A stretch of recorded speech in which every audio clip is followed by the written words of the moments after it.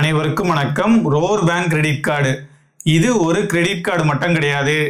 இந்த கிரெடிட் கார்டுக்கு நீங்க அப்ளை பண்ணும்போதே இது கூடவே சேர்த்து ஒரு சேவிங்ஸ் அக்கௌண்ட்டையும் உங்களுக்கு கிரியேட் பண்ணி கொடுத்துருவாங்க. அதோட மட்டும் இல்லாம இந்த கிரெடிட் கார்டுக்கு 62 நாள் வரைக்கும் இன்ட்ரெஸ்ட் ஃப்ரீ பீரியடை கொடுக்கறதாவும் நீங்க கேள்விப்பட்டிருப்பீங்க.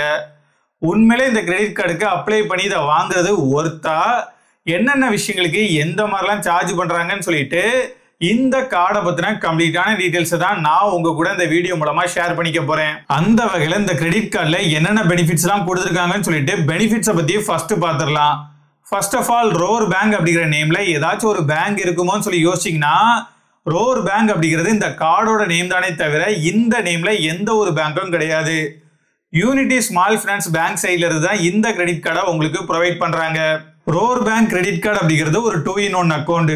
யூனிட்டி ஸ்மால் பினான்ஸ் பேங்கோட zero balance savings account plus இந்த கிரெடிட் கார்டு, இந்த ரெண்டையுமே சேர்த்து தான் 2-in-1 அக்கௌண்டா ப்ரொவைட் பண்றாங்க.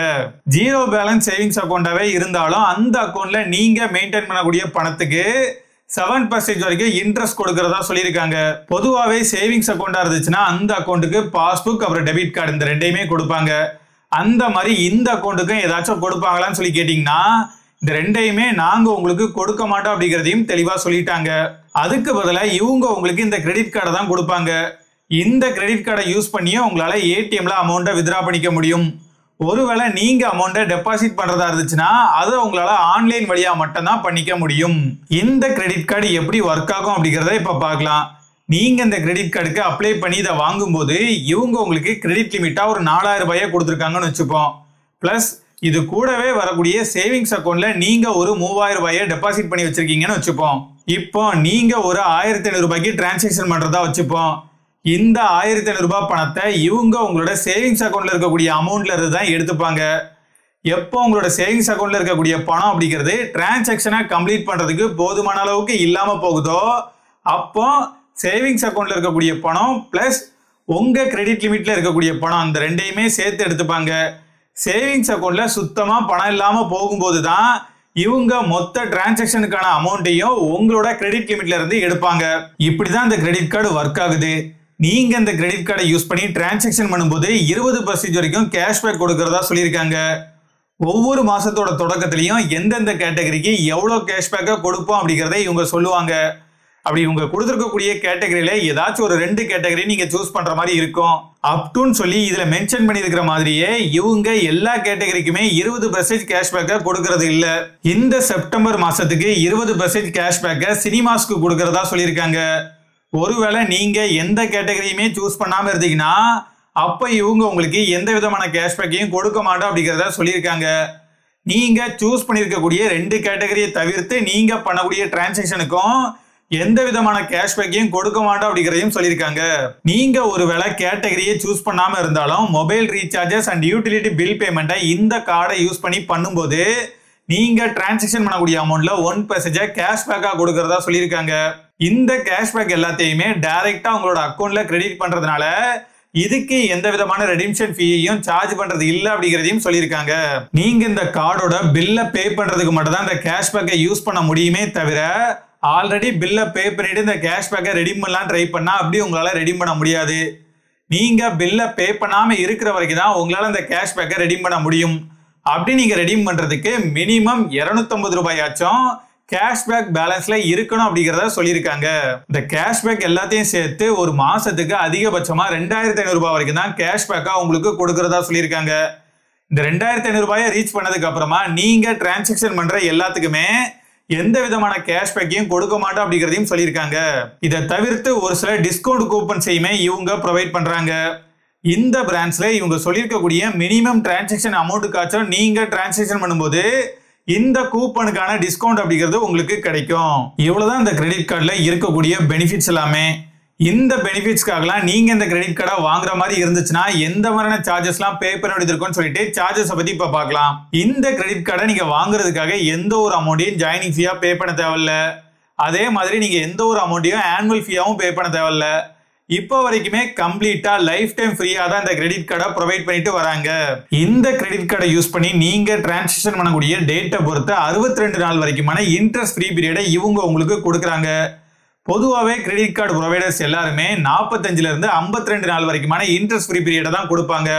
அப்படி இருக்கும்போது இவங்க 62 நாள் வரைக்குமான இன்ட்ரெஸ்ட் ஃப்ரீ பீரியடை கொடுத்துருக்கிறது உண்மையிலே ஒரு நல்ல விஷயம் தான். இந்த இன்ட்ரெஸ்ட் ஃப்ரீ பீரியடுக்குள்ளே நீங்க பில் அமௌண்ட்டை ஃபுல்லா பே பண்ணிட்டீங்க அப்படின்னா எந்த ஒரு பிரச்சனையும் இல்லை. சப்போஸ் உங்களால பில் அமௌண்ட்டை ஃபுல்லா பே பண்ண முடியல அப்படின்னா மினிமம் டியூ அமௌண்ட்டையாச்சும் நீங்க பே பண்ணி ஆகணும். நீங்க அப்படி மினிமம் டியூ அமௌண்ட்டே பே பண்ணாம இருந்தீங்க அப்படின்னா இவங்க உங்களுக்கு லேட் ஃபீ போடுவாங்க. அந்த லேட் ஃபீயா மினிமம் 500 ரூபாயில இருந்து நீங்க பே பண்ண வேண்டிய அமௌண்ட்ல 2% வரைக்கும் சார்ஜ் பண்றதா சொல்லியிருக்காங்க. என்னதான் நீங்க மினிமம் டியூ அமௌண்ட்டை பே பண்ணி லேட் ஃபீல இருந்து தப்பிச்சிருந்தாலுமே நீங்க பில் அமௌண்ட்டை ஃபுல்லா பே பண்ணாத வரைக்குமே இவங்க உங்களுக்கு இன்ட்ரெஸ்ட் போட தான் செய்வாங்க. அந்த இன்ட்ரெஸ்ட்கான இன்ட்ரெஸ்ட் பெர்சன்டேஜ் அப்படிங்கிறது 3.3% பெர் மந்த், அதாவது வருஷத்துக்கு 39.6%. இந்த கிரெடிட் கார்டை யூஸ் பண்ணி உங்க சேவிங்ஸ் அக்கௌண்ட்ல இருக்கக்கூடிய பணத்தையும் உங்களால ஏடிஎம்ல வித்ரா பண்ணிக்க முடியும். உங்களோட கிரெடிட் லிமிட்ல இருக்கக்கூடிய பணத்தையும் உங்களால ஏடிஎம்ல வித்ரா பண்ணிக்க முடியும். நீங்க இந்த கிரெடிட் கார்டை யூஸ் பண்ணி ஏடிஎம்ல அமௌண்ட்டை வித்ரா பண்ணும்போது உங்க சேவிங்ஸ் அக்கௌண்ட்ல போதுமான அளவுக்கு பேலன்ஸ் இருந்துச்சுன்னா அதை இவங்க உங்க சேவிங்ஸ் அக்கௌண்ட்ல இருந்து தான் எடுப்பாங்க. எப்போ உங்க சேவிங்ஸ் அக்கௌண்ட்ல போதுமான அளவுக்கு பேலன்ஸ் இல்லாம போகுதோ அப்பதான் இவங்க உங்களோட கிரெடிட் லிமிட்ல கை வைப்பாங்க. அப்படி உங்க சேவிங்ஸ் அக்கௌண்ட்ல இருக்கக்கூடிய பணத்தை இந்த கிரெடிட் கார்டை யூஸ் பண்ணி இந்தியாவில் இருக்கக்கூடிய எந்த ஏடிஎம்ல வித்ரா பண்றதா இருந்தாலும் அப்ப எந்த விதமான சார்ஜஸையும் பிடிக்க மாட்டேன்னு சொல்லியிருக்காங்க. ஒருவேளை நீங்க இந்த கிரெடிட் கார்டை யூஸ் பண்ணி உங்க சேவிங்ஸ் அக்கௌண்ட்ல இருக்கக்கூடிய பணத்தை இன்டர்நேஷனல் ஏடிஎம்ல வித்ரா பண்றதா இருந்துச்சுன்னா அப்ப நீங்க வித்ரா பண்ணக்கூடிய அமௌண்ட்ல 2.5% சார்ஜா பிடிச்சுப்போன்னு சொல்லியிருக்காங்க. அதுவே நீங்க உங்களுக்கு கிரெடிட் லிமிட்டா கிடைச்சிருக்கக்கூடிய அந்த அமௌண்ட்டை இந்த கிரெடிட் கார்டை யூஸ் பண்ணி டொமஸ்டிக் அண்ட் இன்டர்நேஷனல் ரெண்டுல எந்த ஏடிஎம்ல அமௌண்ட்டை வித்ரா பண்றதா இருந்தாலும் அப்போ நீங்க வித்ரா பண்ணக்கூடிய அமௌண்ட்ல 3.5% சார்ஜா பிடிச்சுப்போன்னு சொல்லியிருக்காங்க. இந்த கிரெடிட் கார்டை பொறுத்த வரைக்கும் இங்க உங்களுக்கு ஓவர் லிமிட் டிரான்சாக்ஷனுக்குலாம் அலோடு இல்லை. உங்களோட அவைலபிள் கிரெடிட் லிமிட்ல இருக்கக்கூடிய அமௌண்ட் பிளஸ் சேவிங்ஸ் அக்கௌண்ட்ல இருக்கக்கூடிய அமௌண்ட் இந்த ரெண்டையுமே சேர்த்து வரக்கூடிய அமௌண்ட்டுக்குள்ள மட்டும் தான் உங்களால டிரான்சாக்ஷன் பண்ணிக்க முடியும். ஒருவேளை இந்த அமௌண்ட்டை தாண்டியே நீங்க டிரான்சாக்ஷன் பண்ணணும் அப்படின்னா அதுக்கு ஒரே ஒரு வழி மட்டும் தான் இருக்குது. உங்களோட சேவிங்ஸ் அக்கௌண்ட்ல எக்ஸ்ட்ரா தேவைப்படக்கூடிய பணத்தை நீங்க லோட் பண்றது மட்டும் தான் இதுக்கான ஒரே வழி. நீங்க இந்த கிரெடிட் கார்டை யூஸ் பண்ணி ஃபியூயல் டிரான்சாக்ஷன் பண்ணும்போது நீங்க டிரான்சாக்ஷன் பண்ணக்கூடிய அமௌண்ட்ல 1% சார்ஜா பிடிச்சுப்பாங்க. பொதுவாகவே நிறைய கிரெடிட் கார்டில் இந்த மாதிரி ஃபியூயல் சார்ஜஸ்க்கு ஒரு குறிப்பிட்ட அமௌண்ட் வரைக்குமே ரீஃபண்ட் கொடுப்பாங்க.